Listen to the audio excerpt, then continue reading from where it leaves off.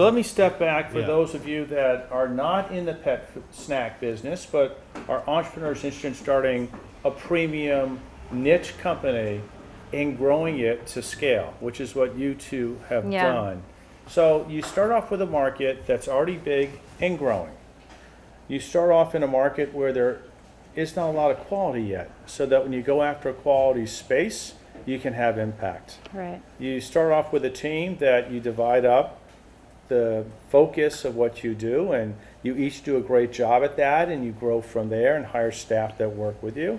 And then you're very modest and careful about how you spend money so you don't get in over your head, so Right. that the business becomes cash poor all the time and you don't survive from one year to the next. So you've been careful about growing your business, careful about preserving quality product in a market where you can charge $12 for a bag of Alaskan cod chips, which is That's right. pretty wonderful, isn't it? Yeah.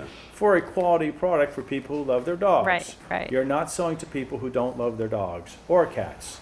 It's a quality customer that appreciates the work you do. Plus you add in sustainability, which is totally on trend, local supply for a lot of things that you do, with a nice balance of still using the retail experience for customer intimacy and developing core signature products. And I'm picking one of your core signature products, the cod skins, and using these to drive out a global wholesale business through trusted partners. So if you look at it in hindsight, for every entrepreneur, it's tough. And you go through these challenges of having enough cash to grow the business.